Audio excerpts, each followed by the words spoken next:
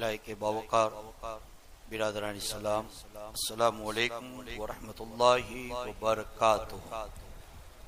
हम्दन कसीरन तय्यिबन मलिकन लिल्लाहिल मलिकिल वाहिदिल क़ह्हार, तौसिफन तअज़ीमन तकरीमन बिन्नअति सय्यदिना मुहम्मदिल मुख्तार। अल्हम्दुलिल्लाहि व कफ़ा व सलामुन अला इबादिहिल्लज़ीना इस्तफ़ा, अम्मा बअद, फ़अऊज़ु बिल्लाहि मिनश शैतानिर रजीम। बिस्मिल्लाहिर रहमानिर रहीम।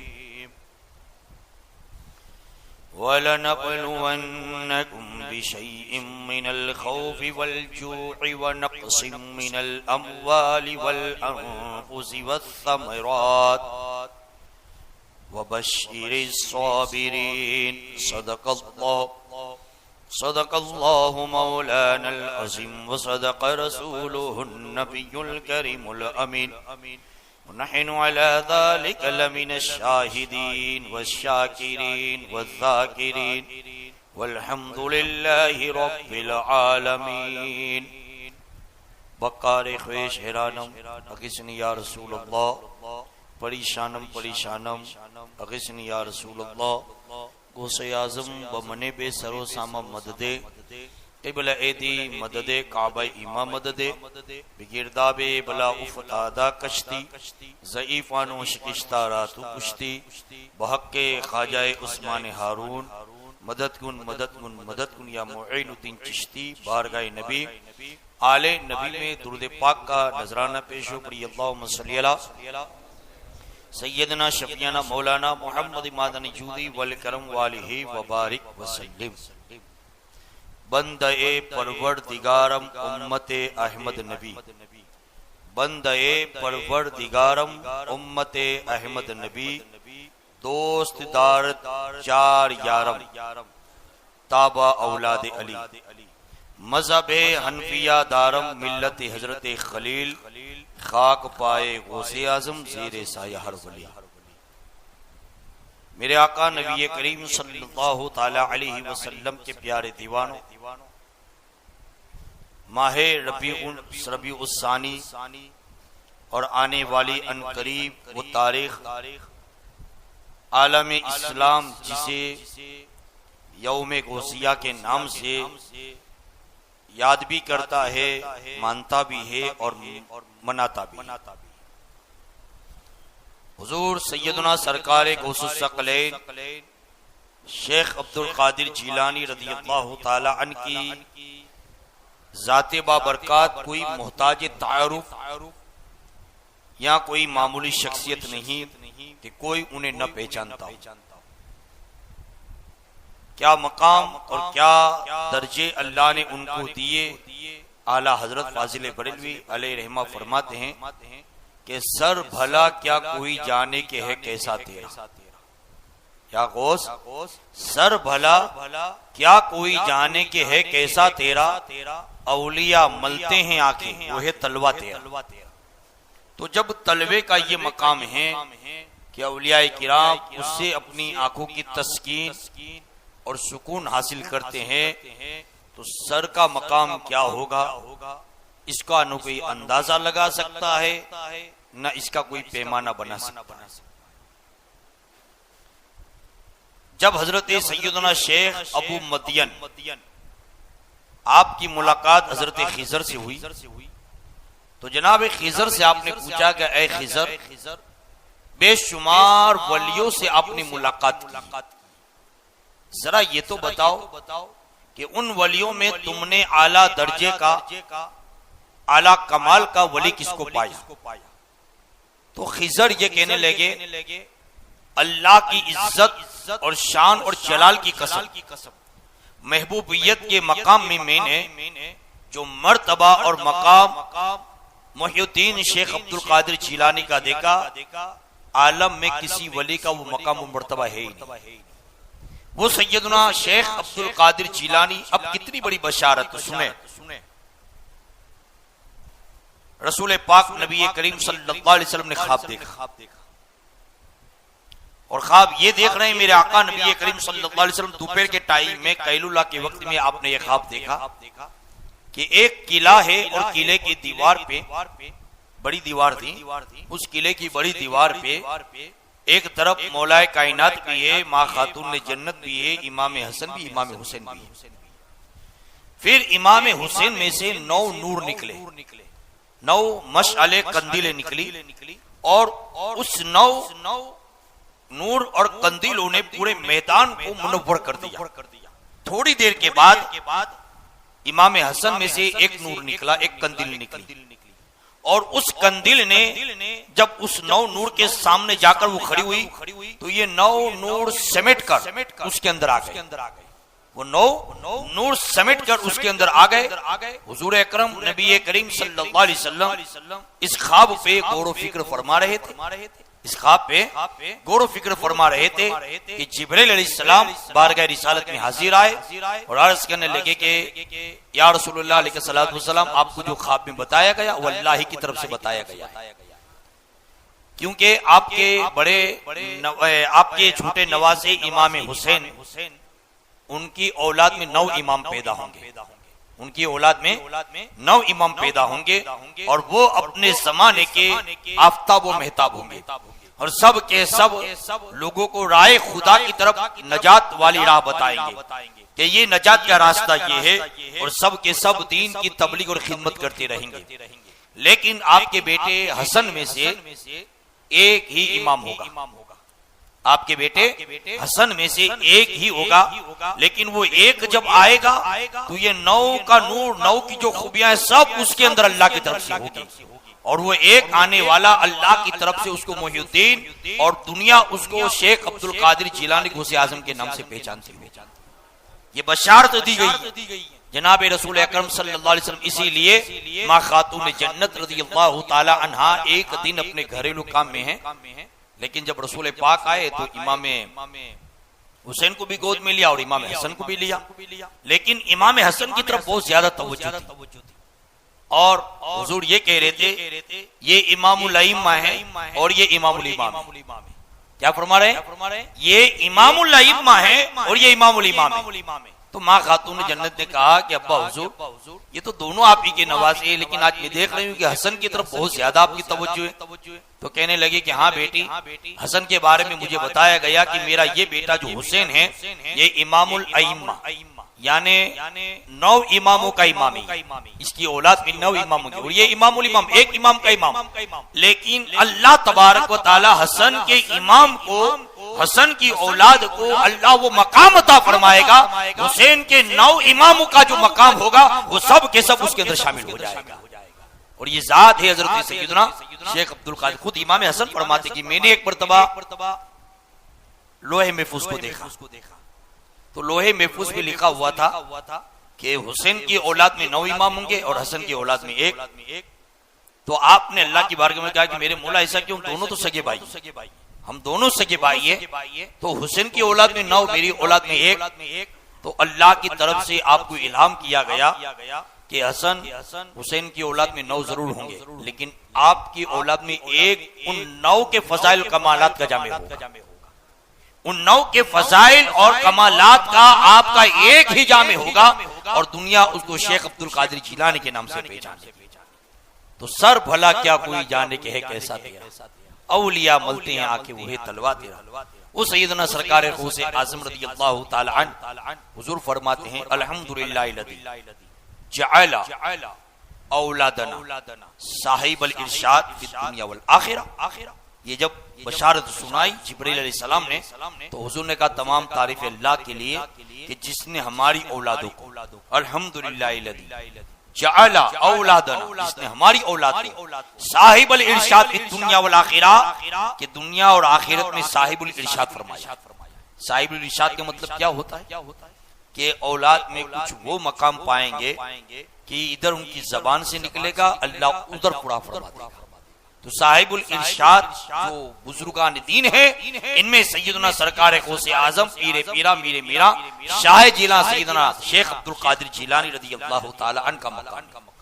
तो औलिया किराम में इतना बुलंद मकाम, जब जुनैद बगदादी से किसी ने कहा कि एक मजसूब वली ये कहते हैं कि जुनैद तुम्हारे जाने के बाद कुछ टाइम के बाद इसी बगदाद में जीलान से रहने वाला एक नौजवान आएगा और वो ये ऐलान करेगा कि वे कदम हादी अला रक़बति कुल्ली वलियिल्लाह, कि मेरा ये कदम तमाम वलियों की गर्दन पर है। ऐ जुनैद आप क्या कहते हो? कहा मैं क्या कहूं, तुम गवाह हो जाओ, मैं अभी से उसका कदम अपने सर पे ले रहा हूं, मैं अभी से उसका कदम अपने सर पे ले रहा हूं। ये मकाम था सैयदना सरकारे गौसे आज़म। बल्कि यूं फरमाया गया है कि दरमियाने पैगंबर दरमियाने अंबिया मोहम्मद मुस्तफा चूं दरमियाने औलिया गौसे आज़म, कि जो मकाम नबियों में रसूलुल्लाह सल्लल्लाहु अलैहि वसल्लम का है, वलियों में वो मकाम गौसे आज़म रज़ियल्लाहु ताला अन्हु का है। वो मकाम सैयदना सरकार गौसे आज़म रज़ियल्लाहु ताला अन्हु का है कि कोई अंदाजा नहीं लगा सकता। लेकिन आज मैं आपको कुछ तरबियत की बात बताना चाहता हूँ। तरबियत इसलिए कि हम और आप खाली करामतें सुनते हैं, वाह वाह कर देते हैं और सोचते हैं कि बहुत बड़ी करामत, वरना करामत है तो मैं आपकी गौसे पाक की सुनाऊं। इंशाल्लाह रात में एक दो करामत आप सुन भी लेना। तो गौसे पाक किस मकाम के बुजुर्ग न कल कोई अंदाजा लगा सका है, न आज कोई लगा सकता है, न कयामत तक लगा सकता है। बल्कि मेरे आला हजरत अलैहि रहमा फरमाते कि जो वली कब्ल थे या बाद हुए या होंगे, सब अदब रखते दिल में मेरे आका थे। बस इतना काफी है कि हम सब गौसे पाक रज़ियल्लाहु ताला अन्हु के मानने वाले हैं। लेकिन एक यहाँ पर तस्फिया में कर दूं कि देखिए गौसे पाक की जात पर तबलीगी जमात बदअकीदा लोग एक इल्जाम लगाते कि गौसे पाक गौसे आज़म तो अल्लाह का नाम। मैं उनसे कहता हूँ, आपसे भी कहता हूँ कि उनको बताओ ये कुरान शरीफ के अंदर अक्सर 99 नाम आगे पीछे लिखे, एक नाम अल्लाह का गौस बता दो। ये झूठ बोलते हैं, इफ्तिरा लगाते। फिर क्या कहेंगे, गरीब नवाज तो अल्लाह का नाम है, आप ख्वाजा साहब को। और उनके बारे में क्या कहते हैं गौसे पाक के बारे में कि शेख अब्दुल कादिर जिलानी कहो, मोहिउद्दीन भी नहीं कहेंगे। ये बात याद रखना, मोहिउद्दीन भी नहीं कहेंगे वो। और आप लोगों को क्या है कि अगर मैं उनकी किताबों से रद्द करके बताऊं तो आप लोगों को समझ में नहीं आएगी। लेकिन ये बात आप पूछ सकते हैं कि उनसे पूछो कि गौसे आज़म का गौसे आज़म क्यों नहीं मानते। वो कहे कि गौसे आज़म तो अल्लाह, तो बता अल्लाह का नाम क्या है गौसे आज़म? कई एक किताब में बता दो कि अल्लाह का नाम गौसे आज़म है। झूठ बोलते, झूठ अपनी बात को सही साबित करने के लिए अल्लाह की तरफ झूठ बांधते थे। अल्लाह मुग़ीस है, अल्लाह गयास है, लेकिन अल्लाह के लिए गौसे आज़म का लफ्ज़ कहीं नहीं। और अल्लाह कादिर मुतलक है। जब वो बंदों को ये मकाम अता फरमाए कि जब बंदा उसका कुर्ब हासिल कर ले तो जबान उसकी बोलना अल्लाह का हो, कान उसके वो सुनना अल्लाह का हो, हाथ उसके वो पकड़ना अल्लाह का हो। जब अल्लाह इस मकाम पर खुद ही फाइज फरमा रहा है तो हमें और आपको एतराज की गुंजाइश क्या है? क्या जरूरत हम एतराज करें? वो सैयदना सरकार गौसे आज़म रज़ियल्लाहु ताला अन्हु की तरबियत कैसी हुई। और ये असल में ये न सोचिए कि खाली गौसे आज़म रज़ियल्लाहु ताला अन्हु आपने इतनी बड़ी करामतें बता दी इसलिए लोगों ने आपको गौसे आज़म मान लिया है। नहीं, बल्कि पहले तो हम ये देखें कि आपकी तालीम और तरबियत कैसी हुई, और फिर आपकी तालीम और तरबियत से पहले हम आपके माँ बाप की भी तालीम और तरबियत देखें। देखिए कुरान में आया है वलनबलुवन्नकुम, हम जरूर तुमको आजमाएंगे बिशैइन मिनल खौफ, कभी डर से। आज जब डर का माहौल कायम होता है तो कुछ लोग अपने चेहरे से दाढ़ी कटवा देते, कुछ लोग अपने आप को मुसलमान होने के बावजूद टैटू हाथ में बना के घूमते ताकि कहीं पकड़ जाएं तो हम नॉन मुस्लिम नाम देके निकल जाएं। डर का एक माहौल बन गया है। मौजूदा गवर्नमेंट ने इतनी नफरत का माहौल बनाया कि कई जगहों पर मुसलमानों की हालत तो भर कर दी इन लोगों ने। लेकिन एक बात याद, इस्लाम की फितरत में कुदरत ने लचक दी। ये जितना ही दबाएगी ना अल्लाह उतना ही ऊंचा कर देगा। कल गोदरा कांड करके इन लोगों ने देख लिया था और आज भी देख सकते हैं कि कल जिनकी खुद की दुकानें नहीं थी आज वो 4-4 दुकानों के मालिक बन के अहमदाबाद में आपको नजर आएंगे। उनका सब कुछ तबाह बर्बाद हो गया, लेकिन उन्होंने हमेशा एक ही कहा था कि हमारे लिए हमारा अल्लाह है।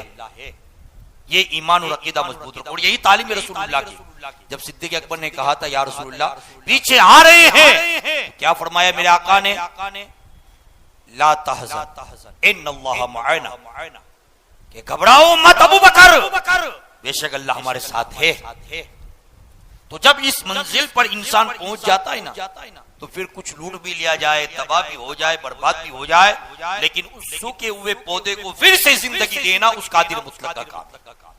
तो बहरहाल कुरान कहता है कि हम तुमको आजमाएंगे, कभी खौफ से, डर से, वलनबलुवन्नकुम बिशैइन मिनल खौफ वल-जू, और कभी भूख के जरिए भी आजमाएंगे हम तुमको, कई दिन तक खाना नहीं मिलेगा। तो फिर ऐसा तो नहीं कि तुम नाशुक्री पर उतर आओगे। हाँ, जान की नौबत आ जाए तो बात अलग, वरना आज इंसान को हल्की फुल्की भूख लगती है और थोड़ा खाना नहीं मिलता है, तो फिर हलाल है कि हराम है ये भी नहीं देखता। तो अल्लाह फरमाता है भूख से भी आजमाएंगे। और भूख यहाँ उलमा ये फरमाते हैं कि खाली भूख से मुराद ये भूख नहीं है जो पेट में लगती है, इंसान की नफ्स की भूख है। ये मेरा हो जाए, वो मेरा हो जाए, इसका माल मुझे मिल जाए, इसकी जमीन मुझे मिल जाए, इसका ये सब कुछ मिल जाए। तो इंसान को अल्लाह भूख से आजमाएगा कि सब कुछ तेरे सामने है, अब तुझे आजमा रहा हूं कि तू इसमें कितना मजबूत है। तो याद रखे, जब इंसान इस मंजिल पर साबित कदम रहता है तो समझ लो कि अल्लाह ने उसकी हिफाजत फरमा ली, और जो इसमें से निकल जाता है समझ लो कि वो अल्लाह की आजमाइश में नाकाम हो गया। तो कभी इंसान भूख से आजमाया जाएगा, मतलब क्या है कि कुछ भी होगा, धंधा कारोबार भी होगा, आजमाया जाएगा। तो घबराना मत। मिनल खौफि वल जू व नक़्सिन मिनल अमवाल, और अल्लाह फरमाता है कल से नुकसान करके अल्लाह तुमको आजमाएगा। तुमने सोचा इतना प्रॉफिट होगा लेकिन नुकसान हो गया, तो ये अल्लाह की तरफ से आजमाइश है। बस यही कह दो कि भाई अल्लाह की मर्जी, जो कुछ होना था। ये एक मोमिन को अकीदा रखना चाहिए। कल मुझसे एक नॉन मुस्लिम कहने लगा, व्यापारी आदमी, मौलाना बोले तुम्हारे अंदर अच्छा है कि पहले से ही व्याज हराम है, तो काफी लोग तुम्हारे जो बोले धंधा करते, कुछ है ऐसे हट डरमी लोग तो वो व्याज का फौरन मुतालबा करते हैं, लेकिन कुछ लोग इतने हद तक भी अच्छे होते हैं कि वो एक दूसरे को सपोर्ट करते हैं, मदद करते हैं, लेकिन वो व्याज का मुतालबा नहीं करते। लेकिन मैंने कहा कि सूरज भाई नाम था उनका, मैंने कहा सूरज भाई आज के टाइम के अंदर अगर देखा जाए ना, तो इस्लाम की तालीम को अगर हम फॉलो करें ना, तो आज भी दुनिया के इमाम हम बन सकते हैं।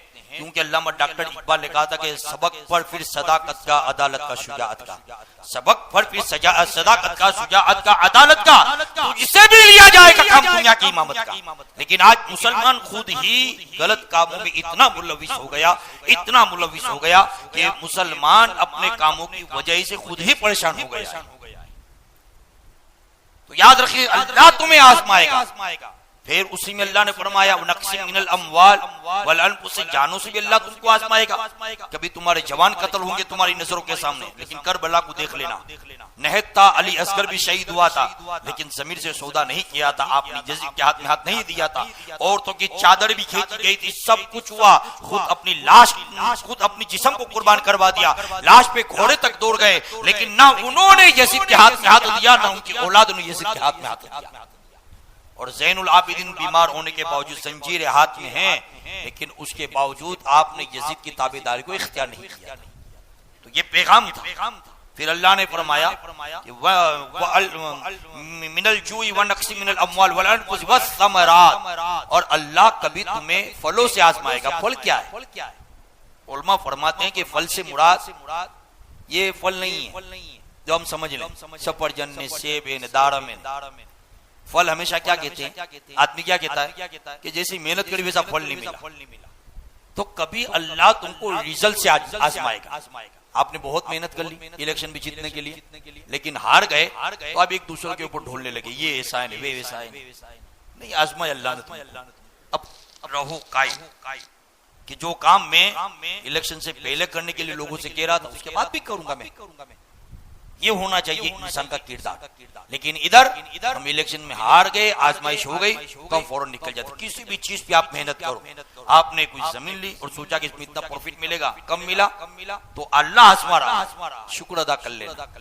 कहीं ये फल समरात जो होते हैं, रिजल्ट जो होते हैं, आदमी रिजल्ट पर धोखा इतना बड़ा खाता है कि वो शैतान के दलदल में फंसता है। तो आदमी ये उम्मीद रखता है।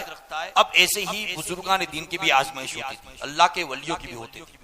और गौसे आजम रज़ियल्लाहु ताला के वालिद हजरत अबू सालेह मूसा जंगी दोस्त, क्यों कहते थे उनको जंगी दोस्त? जानते हो? एक तो जंगी दोस्त का मतलब ये होता है जंग से दोस्ती रखने वाला। तो राय खुदा में तो जाते ही थे आप, लेकिन सबसे बड़ी दुश्मनी आप जो रखते थे ना, जंग करते थे, वो अपने नफ्स से करते थे। अपने नफ्स से इतनी जंग करते उसे पाक के वालिद बुजुर्गवार हुजूर गौसे आज़म रज़ियल्लाहु ताला के वालिद बुजुर्गवार कई दिन भूखे और प्यासे गुजार लेते, लेकिन आप नफ्स के ताबे नहीं होते। बल्कि मैंने तो किताबों में पढ़ा है कि बाज़ औलिया किराम जब किसी चीज की तमन्ना पर अगर कुछ कर भी लेते तो फिर उसके लिए इतनी सख्तियां बर्दाश्त करते, इतनी सऊबतें बर्दाश्त करते कि देखने वाला तो ठीक, पढ़ने वाला उनकी जिंदगी को पढ़कर आज रो दे। वो उन्होंने मुराकबे किए, मुहासबे किए उन्होंने।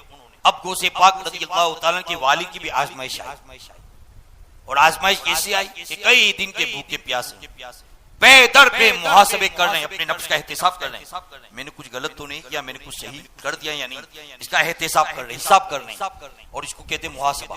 तो अपना मुहासबा कर रहे थे, मुराकबा कर रहे थे, और फिर आप जिक्र खुदावंद कुद्दूस में लगे हुए हैं, और उसी दरमियान चलते भूख लग गई और एक सेब मिल गया था। मशहूर वाकया, लेकिन मैं से कुछ बातें आपको जो बताना चाहता हूँ वो समझिए। वो सेब मिल गया, सेब कई दिन के भूखे प्यासे थे, तो ये गुमान हो गया कि बहती हुई नहर है, शायद कहीं और जगह से बहता हुआ आया और अल्लाह ने मेरे लिए इसमें रोजी रख दी, अल्लाह ने मेरे लिए इसमें रोजी रख दी। खा लिया, लेकिन खाने के बाद ख्याल आया कि क्या मालूम ये अल्लाह की तरफ से था या नहीं, पहले इसका यकीन कर ले। तो इस यकीन के लिए अबू साले मूसा जंगी दोस्त नहर के किनारे चलते गए यहाँ तक एक बाग के करीब आपका गुजर हुआ। तो आपने देखा कि उस बाग में से कुछ सेब की जो डालियां थी इस तरफ पड़ रही, तो आप समझ गए कि इसी बाग का ये सेब गिरा हुआ है। बाग के अंदर दरबान से आपने मुलाकात की, बागबान से मिले, और मिलने के बाद पूछने लगे कि यहाँ का मालिक कौन है, मैं मुलाकात करना चाहता हूँ। कहा बैठिए मैं बुलाता हूँ। उन्होंने हजरत अब्दुल्ला सौमई, ये गौसे पाक, वहां से बच्चे को जरा भगाओ, इतने बड़े बड़े लोग वजू करते होंगे लेकिन कोई नहीं कहेगा।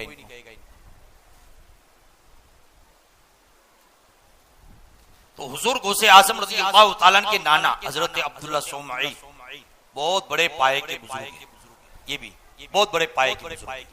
तो हजरत अब्दुल्ला सौमी रज़ियल्लाहु ताला अन्हु इनको बुलाया गया, और उन्होंने जब देखा उस नौजवान को, मुलाकात की, तो मुलाकात करने के बाद आपने फरमाया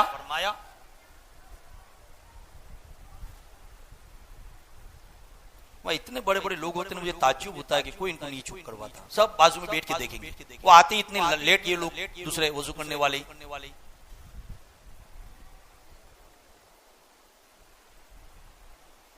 दुरूद पाक पढ़ी, अल्लाहुम्मा सल्ली अला सय्यदना शफीना मौलाना मुहम्मद मादनी जूदी वल करम वाली बारिक। तो हजरत अब्दुल्ला सौमी रज़ियल्लाहु ताला ये खुद बड़े पाए के बुजुर्ग हैं। उन्होंने जब मुलाकात की तो कहा बताओ बेटे क्यों आए। वो कहने लगे कि मैंने आपके बाग का एक सेब बगैर इजाजत के खा लिया, कई दिन का भूखा प्यासा था, मैंने गुमान किया कि अल्लाह की तरफ से मेरी रोजी है, लेकिन बाद में पता चला कि आपके बाग का वो सेब था, मैं माफी के लिए आया। तो जब उन्होंने देखा कि एक सेब के लिए एक नौजवान माफी मांग रहा है, तो देखे माफी तो सब मांगते हैं, हमारे यहाँ वाले जानते कैसे लेते हैं, जब उम्र हज के लिए जाएंगे तो पहले उठा लेंगे, मुंह तक ले जाएंगे, फिर पूछेंगे हलाल, ये हमारे वालों का तरीका होता है। यहाँ मुंह तक पूछ गया, अरे उठाने से पहले आपको पूछना था। और मुझे तो ताज्जुब होता है कि वहां खजूर के लिए हलाल पूछता है, या किसका लेकर गया वहां हलाल नहीं पूछता, यहाँ किसका कितना लेकर चला गया ये हलाल नहीं पूछता कि मेरे लिए जाना हलाल है कि नहीं। ये आदमी हमारी अजीब हालत हो गई है। एक साहब ने अपने दूसरों से कर्जा ले लेकर किसी और को उम्रा करवा दिया, और फिर कहने लगे कि मैंने फला को उम्रा करवाया। भाई तो गुनाह किया है, उम्रा नहीं करवाया, गुनाह किया है, वो तेरा है ही नहीं, तो होता ही कौन है उसको उम्रा कराने वाला, ये गुनाह कर दिया तुमने नेकी के नाम पर। और शैतान ने कहा था कि मैं तेरे बंदों को ऐसा गुमराह करूंगा कि नेकी के नाम से भी इनको धोखा दे दूंगा। आज दूसरों का दबा कर बैठ गए, दूसरों का लेकर बैठ गए, और फिर कहते हमने अपने पैसे से उम्रा करवा दिया, हज करवा दिया। अरे तेरा था ही कब कि तूने हज और उम्रा करवा दिया, तो दूसरों के माल पे तूने कब्जा किया। तो याद रखे तकवे की मंजिल समझिए। गौसे पाक के वालिद को देखा, नौजवान है, खूबरू है, माशाअल्लाह, चेहरा वेरा भी तो 14वीं के चांद की तरह था उनके वालिद बुजुर्गवार का भी। तो जब देखा हजरत अब्दुल्ला सोमी ने तो कहने लगे कि नौजवान माफी मांग रहा है तो अब आजमाना भी चाहिए कि माफी में मुकम्मल तौर पे साबित होगा या नहीं होगा। तो उन्होंने कहा कि आप माफी मांगने के लिए आए से कहा एक शर्त, 2 शर्त भी होगी माफी। एक शर्त अभी बताऊंगा, एक शर्त उसके पूरे होने के बाद। क्या ठीक है, बताइए। का पहली शर्त ये कि 4 महीने तक आपको मेरे बाग में आबियारी करनी, 4 महीने तक आपको मेरे बाग में आबियारी करनी है। उसके बाद मैं दूसरी शर्त बताऊंगा। तो उन्होंने फौरन कहा कि ठीक है इंशाअल्लाह ताला, 4 महीने तक आपके बाग में आबियारी करूंगा। उन्होंने आबियारी की, पानी बहाया, झाड़ों को पानी देते 4 महीने। ये क्यों कहा था? क्योंकि कुछ लोग जबान के अच्छे होते हैं, अंदर के अच्छे नहीं होते। अंदर के अच्छे नहीं होते। दूर से देखो तो बड़े खूबसूरत, पास जाकर देखो तो पता चलता है कि बड़े दिल के गलीस निकले। ये सीरत के 2 भाग होते, याद रखना।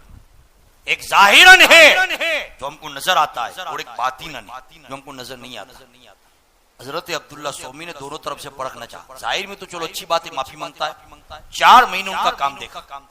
4 महीने में उन्होंने पहचान लिया कि वाकईतन ये खुदा का नेक बंदा है। 4 महीने में उन्होंने पहचान लिया और दिल से माफी मांगने वाला है, अल्लाह का डर रखने वाला है। और 4 महीने के बाद जब उन्होंने कहा कि मैंने आपकी 4 महीने पूरे कर दिए, दूसरी शर्त फरमाई। अब उन्होंने देखा कि नफ्स का कितना बड़ा पैरोकार है, नफ्स का आदमी कितना बड़ा पैरोकार है। तो अब दूसरी शर्त रखी, कहा कि तुमको मेरी बेटी से निकाह करनी पड़ेगी। कहा आपकी बेटी से? कहा लेकिन मैं अपनी बेटी के ऐब तुमको बता देता हूं। मेरी बेटी आंखों से अंधी है, आंखों से अंधी है, कानों से बहरी है, मुंह से गूंगी है, हाथ से लूली है और पैर से लंगड़ी। इतने ऐब सुनने के बाद कौन नौजवान तैयार होगा किसी औरत से निकाह के लिए? लेकिन जिनके दिल में खौफे खुदा, जिनके दिल में खौफे खुदा होता है, तो आपने उस वक्त ये नहीं कहा कि मैं फौरन तैयार भी नहीं हुई। आपने आसमान की तरफ सर उठाया और कहा कि अगर मेरी माफी की तलाफी अगर किसी में हो सकती है तो तू मुझे इस्तिकामत दे देना। क्या कहा? कि तू मुझे इस्तिकामत दे देना। जिन ऐबों को सुनने के बाद कोई निकाह के लिए तैयार ना हो, आज मैं तैयार हो रहा हूँ, तो मेरे रब तू मुझे इस्तिकामत देना। मुसलमानों, आपने हमेशा लड़कियों से निकाह किया, लेकिन आपने लड़कियों की खूबसूरती को देखा, आपने अच्छे परिवार को देखा, आपने सब कुछ देखा, लेकिन कभी निकाह में आज के नौजवान को, मैंने अभी एक निकाह की महफिल में बताया था कि निकाहों के अंदर बर्बादी की वजह क्या होती है, क्योंकि एक दूसरों को हुकूक हम नहीं सिखाते। उम्र के लिए आप तैयारी करते हैं, हज के लिए तैयारी करते हैं, निकाह की क्या तैयारी? तो आप कहते मैंने कपड़े लिए नए, मैंने शूज लिए नए, मैंने शेरवानी सिलवाई 2500, 3000, 4000 की, ये सारी तैयारी आपके। लेकिन ये सब निकाह में एक भी जरूरी नहीं।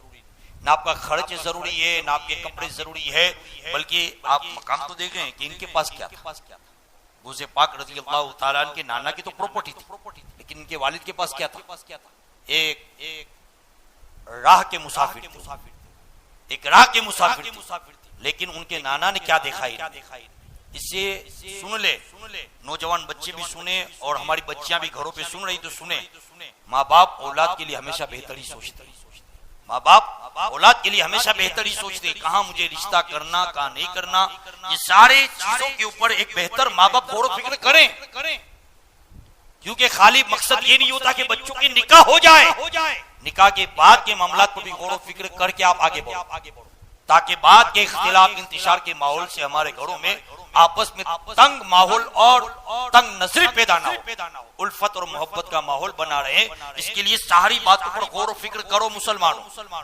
गौसे पाक रज़ी अल्लाह तआला के नाना तो साहिबे सरवत थे, लेकिन उन्होंने जब अपनी बेटी के लिए रिश्ता चुना तो उन्होंने देखा कि सामने एक नौजवान तो है, राय खुदा का ये मुजाहिद भी है, लेकिन उन्होंने देखा कि इतना बड़ा नौजवान 4 महीने उसने मेरे बाग की आबियारी कर, अब लाओ उसको नफ्सानी तौर पर भी आजमा लिया जाए कि नफ्स का ये कितना बड़ा पैरोकार है, ताकि पता चल जाए।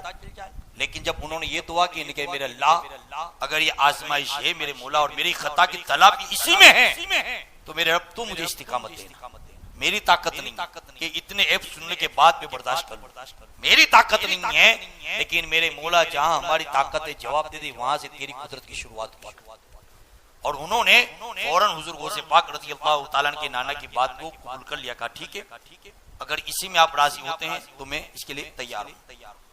निकाह हो गई, निकाह की मुबारक में फिर अब कोई बहुत बड़ी शानदार तकरीब नहीं हुई है, चंद लोगों के दरमियान ये सादगी के साथ निकाह हुआ। निकाह होने के बाद जब हुजरे उरूसी में गए, अपने बेडरूम में गए, हुजरे उरूसी में गए, तो फौरन वापस हो गए, फौरन वापस हो गए। और क्या चीज देखकर वापस हो गए थे? क्या चेहरा देखा था? उन्होंने देखा कि एक नौजवान बच्ची अपने रब की बारगाह में नमाज की नियत बांध के खड़ी है। तो बाप ने तो कहा था कि हाथों से लंगड़ी है, लूली है और पैरों से लंगड़ी है।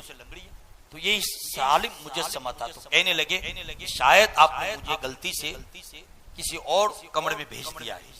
कहने लगे नहीं बेटी, यही तुम्हारा कमरा है। तो कहा कि फिर आपने तो कहा कि आप जाकर अब देखो और कल मुझसे मुलाकात करना।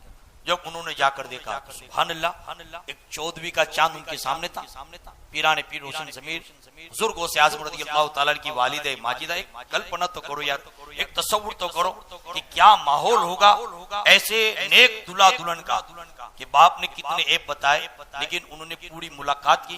लेकिन पूरी मुलाकात में ये महवे हैरत रहे कि मैं क्या जवाब दूं, शुक्र अदा करूं या फिर अपने आप पर फख्र करूं कि मैं किस मंजिल में जाके रुकूं। वो इतने कंफ्यूज हो गए थे कि सुबह का इंतजार कर रहे थे। जैसे सुबह हुई, फौरन गौसे पाक रज़ी अल्लाह तआला की नाना से मुलाकात की और कहा कि हजरत अब आप बताइए, आपने मुझसे ये कहा था, तो लेकिन ये तो कुछ भी नहीं। तो कहा मैंने जो कहा वो गलत नहीं कहा, मेरी बेटी को कानों से बेरी इसलिए कहा मैंने कि आज दिन तक किसी गैर महरम की आवाज को मेरी बेटी ने नहीं सुना है, गैर महरम की आवाज को मेरी बेटी ने नहीं सुना है कि दूसरों की बातें सुनने के लिए जाए। मेरी बेटी ने कभी ऐसा काम नहीं किया है। मैंने अंधी इसलिए कहा कि गैर महरम को आज दिन तक मेरी बेटी ने नहीं देखा है। कोई नहीं कह सकता कि मेरी बेटी कहीं पड़ गई है और उसने किसी गैर महरम को देखा हो। मैंने उसे जबान से गूंगे इसलिए कहा कि तुम कभी भी अपनी जिंदगी में मेरी बेटी की जबान से किसी की बुराई कभी नहीं सुनोगे, क्योंकि मैंने हमेशा उसको हसद, गिबत और चुगली के माहौल से दूर रखा है। और फिर कहने लगे कि हाथ के लिए लूली इसलिए कहा था कि कभी उसने खिलाफ शरा कोई ऐसा काम ही नहीं किया कि जिस चीज को पकड़कर कयामत में उसकी पकड़ हो जाए। और पैरों से इसलिए मैंने लंगड़ी कहा कि मेरी बेटी आज दिन तक किसी खिलाफ शरा जगह पे गई भी नहीं।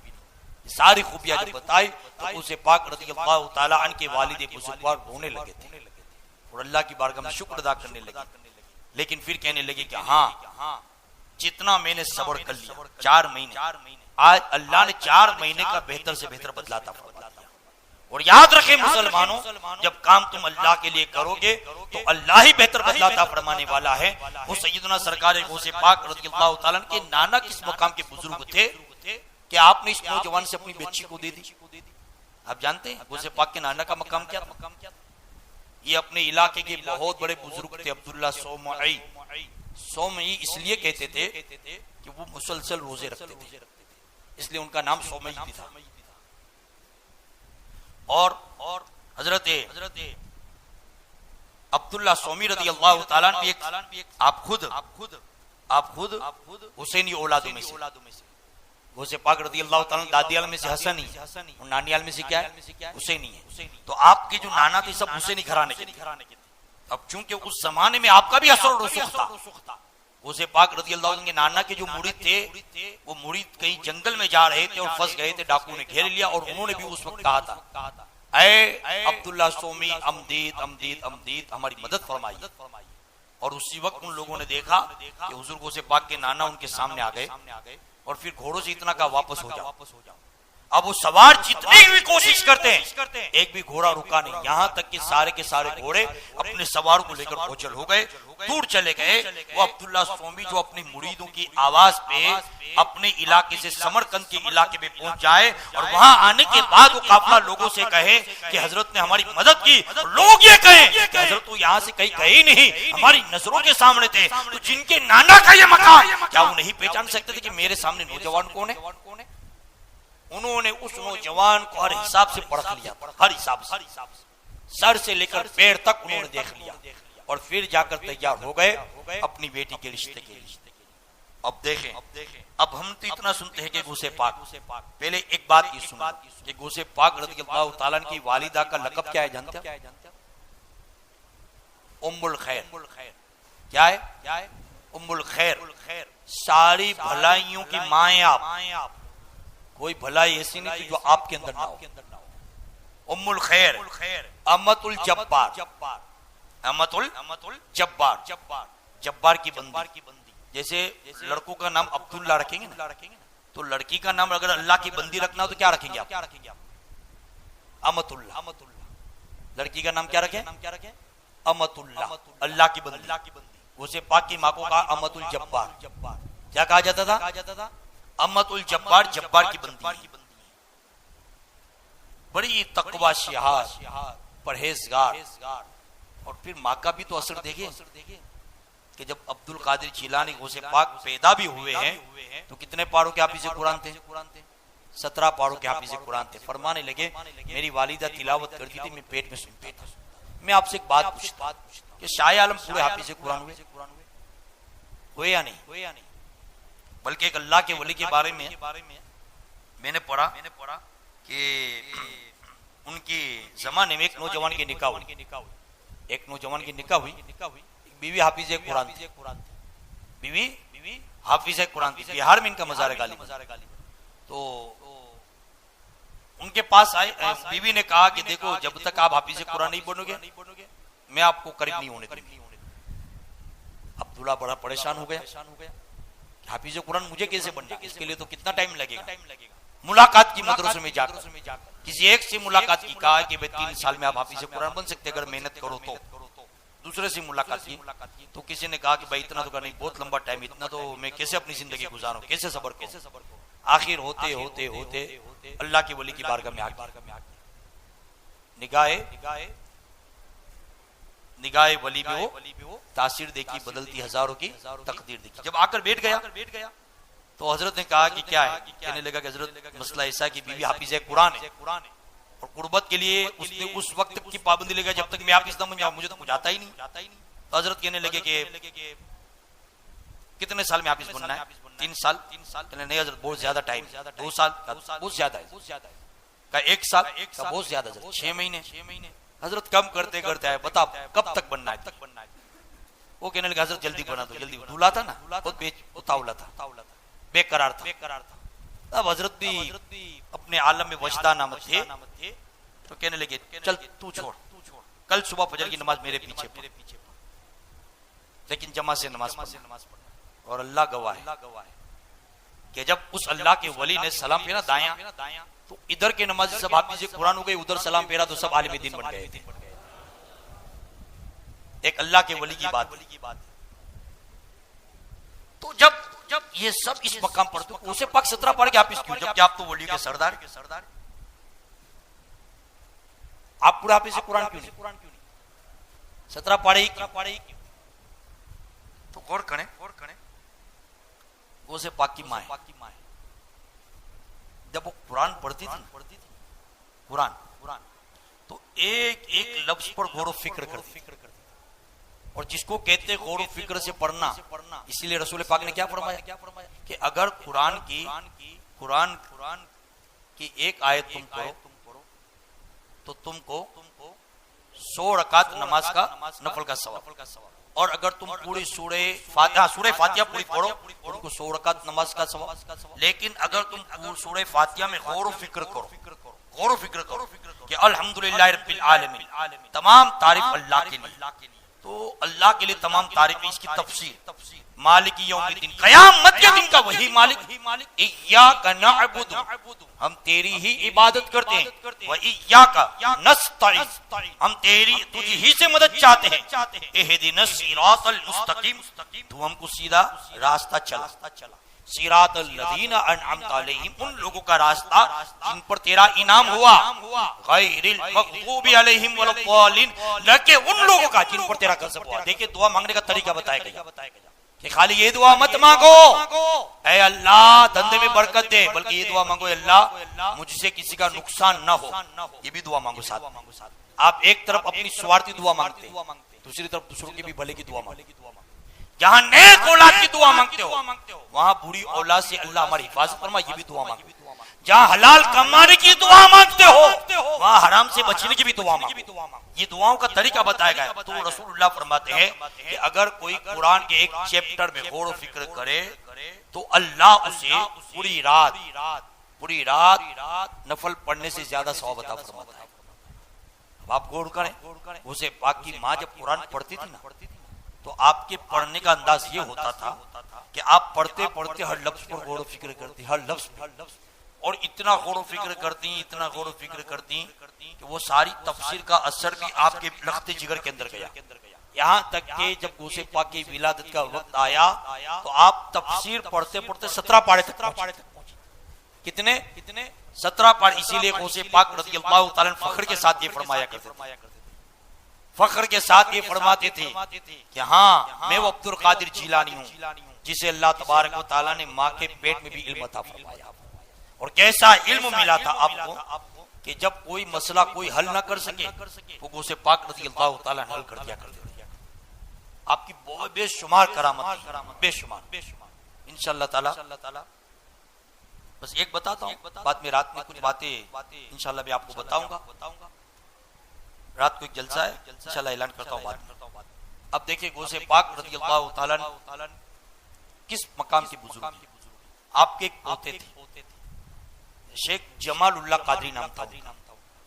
हजरत सैयदुना शेख जमालुल्लाह कादरी। गौसे पाक उनको अपनी गोद में बिठाते थे, उनको अपने पास बिठाते थे। तो उस जमाने में कुछ लोग बात कर रहे थे कि फला वली को इतनी उम्र मिली, फला वली को इतनी उम्र मिली, और कुछ बनी इसराइल के तस्करे चल रहे थे, कुछ खिजर अलैहिस्सलाम पर भी बातें कर रहे थे। उसी वक्त बुजुर्गों से पाक रज़ियल्लाहु ताला अन्हु ने फरमाया अपने लख्ते जिगर के बारे में। हजरत आपके पोते थे शाह जमालुल्लाह कादरी, उनके बारे में आपने फरमा दिया कि अल्लाह तबारक व ताला ने जो खिजर को हयात दी है वही हयात अल्लाह मेरे इस पोते को भी अता फरमाएगा, मेरे इस पोते को। अब देखें असर क्या हुआ कि हजरत जमालुल्लाह कादरी ये रिजालुल गैब के मकाम पर फाइज हो गए। और कितनी लंबी उम्र मिली उनको। जब औलिया किराम उनसे मुलाकात करते तो उनकी उम्र बहुत हो गई थी। उसे पाक के पोते थे, उम्र इतनी हो गई कि उनकी भवें नीचे तक आ गई थी। तो जब कोई उनसे मुलाकात करता था तो वो अपनी भवों को ऊंची करते थे और फिर मुलाकात करते थे। हाँ, जब उनसे लोग कहते थे हजरत आपकी उम्र कितनी है, आपकी उम्र कितनी है, तो कहते कितनी मालूम नहीं है, कितनी होगी ये मालूम है। क्या फरमाते थे? कितनी है ये मालूम नहीं, लेकिन कितनी होगी ये मालूम। तो लोग कहते थे कि हजरत आपकी उम्र कितनी होगी, तो कहने लगे मेरे दादा हुजूर गौसे पाक ने मुझसे फरमाया है कि बेटे जमालुल्लाह मेरा सलाम हजरत ईसा अलैहिस्सलाम को दे देना, हजरत ईसा अलैहिस्सलाम को मेरा सलाम पहुंचा देना। तो जब तक ईसा नहीं आएंगे तब तक तुम्हें हूं।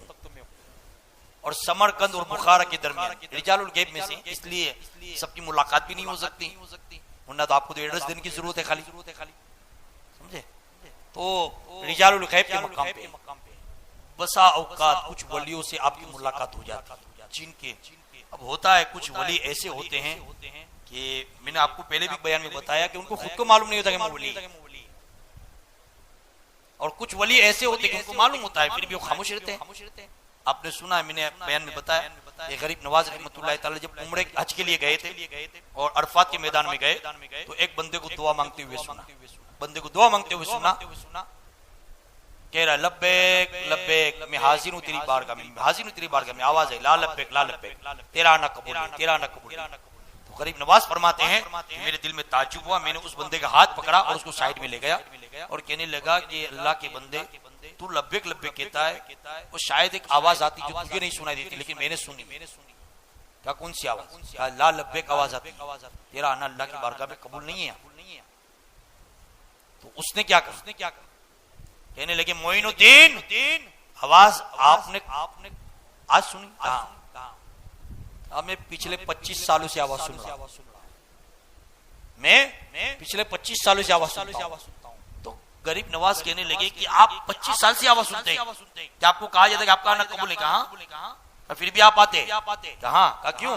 कहा इसके अलावा दर बता कोई, वहां चला जाओ, है इसके अलावा कोई दर, वहां चला जाओ।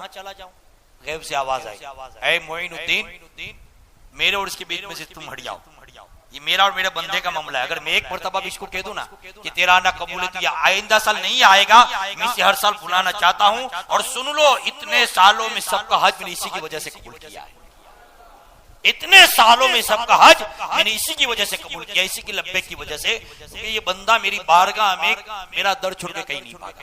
और आज हमारी हालत क्या है? मस्जिद में अगर इमाम साहब से थोड़ी मगजमारी गई, नहीं अपने नमाज नहीं पढ़नी, मस्जिद में नमाज नहीं होती। अरे अल्लाह का घर है, मौलाना से इतना अक्कड़ कर चल गया, फिर मौलाना इंतकाल कर जाएंगे तो आएगा कंधा देने के लिए। ऐसा क्यों करते आप? इंसान है, किसी से बोल गए, किसी से कुछ कह दिया, हम अल्लाह के घर से रिश्ता तोड़ते। और मैंने तो ऐसे लोग देखे आजू बाजू में, अल्लाह मुझे माफ रखे, कि इस मस्जिद को ऐसे देखेंगे जैसे कोई वहाबियों की मस्जिद, यहाँ नमाज नहीं पढ़ेंगे। ओलमा भी है कुछ ऐसे, अल्लाह इनकी अक्ल सलीम इनको दे अल्लाह, कि उन्होंने भी ऐसी सोच बना ली। माइक से नमाज एलर्जी नहीं, वरना तो अहमदाबाद की मस्जिदों में जाके यही लोग पढ़ते भी है, बल्कि मौका मिलने पर पढ़ा भी देते। हैरत होती है मुझे, आप नफरत अल्लाह के घर से मत रखो, माजूरत के साथ कहता हूं, अल्लाह के घर से नफरतें मत रखो, बल्कि इतना सुन लो कि जब तुम मस्जिद के करीब घर बनाओ तो नियत भी ये रखो कि अल्लाह के घर की अजान की आवाज पहले मेरे घर में आनी चाहिए। तो बुजुर्गान दीन फरमाते इसकी खैर बरकत, लेकिन हम तो अल्लाह के घर से नफरत करने लगे। रिश्ता मत तोड़ो। देखो 25 साल से अगर आज किसी नमाजी को कह दिया जाए कि तेरी नमाज अल्लाह की बारगाह में कबूल नहीं, तो फौरन मस्जिद छोड़ के भाग जाए, कबूल नहीं तो काय को पढ़नी। लेकिन वो अल्लाह वाले होते हैं तो वो ये नहीं सोचते थे कबूल करना न करना, उसका काम है, अपना काम अदा करना। इसलिए आप लोगों से इतनी गुजारिश करूंगा, हालत कुछ भी हो जाए, अल्लाह के घर से मोहब्बत रखो, नमाजों की पाबंदी करो, फिर देखें इंशाअल्लाह तबारक व तआला कैसे गोसे पाक और बुजुर्गों की मोहब्बत का सदका मिलता है और परेशानियां दूर होती है। अल्लाह